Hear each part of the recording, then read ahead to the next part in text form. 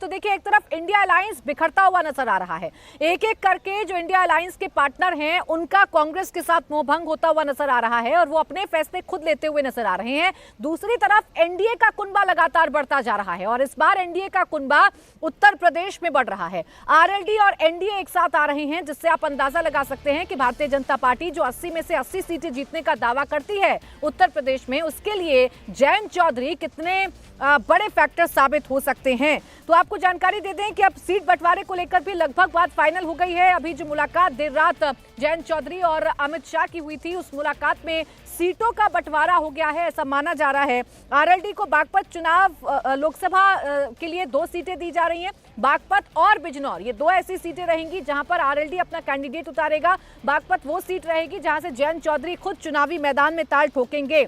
इसके अलावा एक राज्यसभा की सीट भी आरएलडी को मिलने जा रही है, राष्ट्रीय लोकदल को मिलने जा रही है और इसके साथ ही साथ आरएलडी का एक एमएलसी भी बनाया जाएगा, जिससे साफ हो जाता है कि राष्ट्रीय लोकदल की जो भागीदारी है वो केंद्र और राज्य सरकार दोनों में होगी। जो डिमांड जयंत चौधरी रखते हुए नजर आ रहे थे वो डिमांड लगभग फुलफिल हो गई है। हालांकि पहले 4 सीटों का ये फॉर्मूला था, जिसमें आरएलडी यानी कि जयंत चौधरी मथुरा सीट पर अपना दावा ठोक रहे थे, लेकिन बीजेपी ने साफ किया कि मथुरा सीट हम आपको दे नहीं सकते हैं। हालांकि आप मथुरा की बात करेंगे तो मथुरा वो इलाका है जहां से आरएलडी मजबूत रहती है, जहां पर आरएलडी के जो मतदाता हैं वो उसके साथ इंटैक्ट रहते हैं, उसके वोटर्स उसके साथ इंटैक्ट रहते हैं और इसीलिए जयंत चौधरी मथुरा सीट की डिमांड कर रहे थे। लेकिन फिलहाल 2 सीटों पर बात बन गई है, बागपत और बिजनौर को लेकर बात बन गई है। ये वो 2 सीटें होंगी जहां पर जयंत चौधरी चुनावी मैदान में ताल ठोकते हुए नजर आएंगे। एनडीए के साथ मिलकर वो एनडीए की ताकत बढ़ाते हुए